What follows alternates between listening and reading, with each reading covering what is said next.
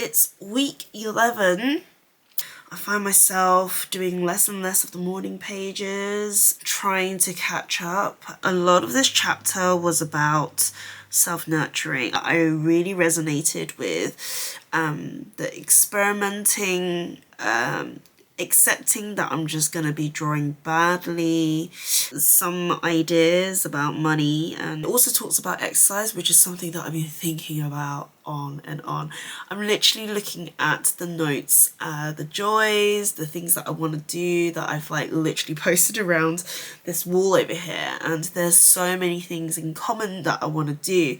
Build a miniature scene, learn to surf, go on a retreat, observational drawings in a sketchbook whilst exploring, as well as trying different materials. These are the things that are again and again on my list coming up.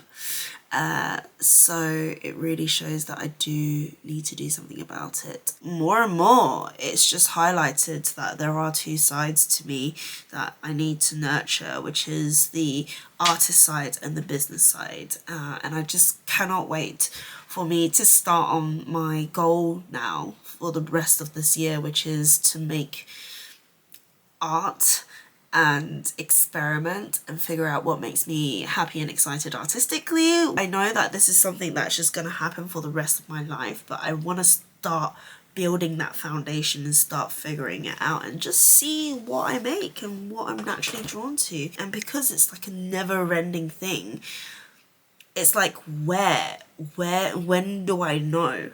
When do I know that I've hit that goal? It's a bit untangible in that way, which makes it a little bit overwhelming. And I think the solution to that is to have a deadline, to have a structure.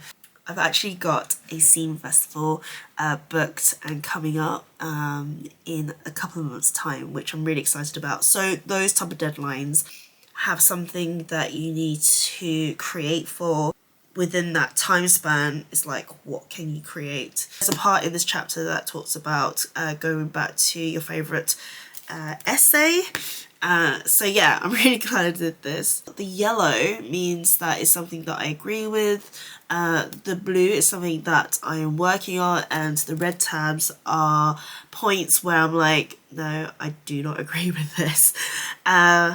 There was a little bit of resistance before doing the task this week. I'm just thinking, why? What's the point? But I kind of pushed through that because I know that every time I do a task, I actually surprise myself. It looks and feels silly before doing it, but whilst doing it or after doing it and feeling the result afterwards, it's like, okay, I kind of get it. Yeah, I see why they've asked us to do this. It's like going to the gym, you know, when you think about it too much and you just like do a U-turn, you just don't even want to do it anymore. You're like thinking about it so much that it just tires your brain so much that you don't even want to do it anymore.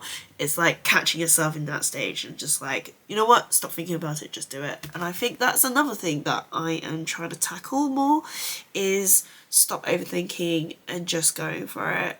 And I just have to admit that I cannot wait for this book to be finished now, so that I can like use everything that I've got from this book to just go. I want to like create, I want to make, I want to explore. But yeah, I'm really happy that I've gone through this time round.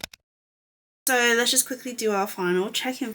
So how many days this week did I do in my morning pages? Have you accepted them as a permanent spiritual practice? Journaling has always been a practice of mine, hence this YouTube channel called Spotted Journal.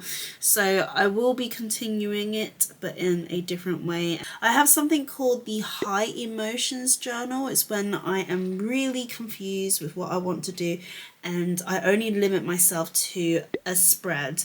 I write down what happened, what am I feeling, what's annoying me, and how can I fix it, like to the point, because I hate waffling. I've got the Hobonichi journal, and it has like daily pages, and I actually keep a visual journal about the events.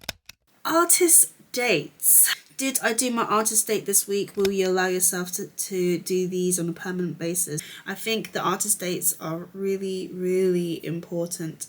Carving time out, just 2 hours for myself is not a lot to ask for, really. And this also reflects like my workaholic side as well.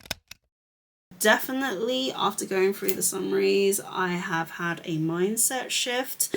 I feel refreshed right now. I'm so grateful that I have the chance to carve out time to have the mental space and physically the health to go through this book and to just pause, to reflect and see how I can better my life. With loads of things happening around the world, if we can do it, why not? At the beginning of this journey, I said that I was going to use it to figure out my creative voice, and I soon realized it was a lot to do with business. It's okay to be vulnerable and professional at the same time. I definitely feel more confidence in this realm. I am worth it. I am good enough, and I can figure out most problems. I'm pretty determined. We're always learning, and there is no problem showing that vulnerability. If anything, I've learnt by leaning onto that, showing my development for what it is, not just the pretty pictures. It will allow me to be free. I can share the ugly work. It is the process. Get the ugly to get the good. And if I can't, I'm gonna learn it. I'm going to develop that. That's been one of the most strongest things I've gained out of this. My bad habits to address is wasting time. It's not actually wasting time. It's process that I need to go through to understand and learn. I am a workaholic.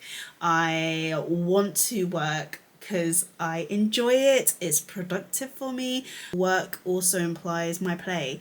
So it kind of like just muddles together and doesn't feel like work.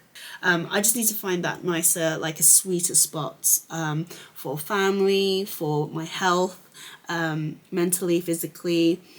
So I mentioned doom scrolling a couple of times, and I've identified why I'm so addicted to the phone, because it is to do with work and relaxing and family. It's a space where I connect, I learn, and I document.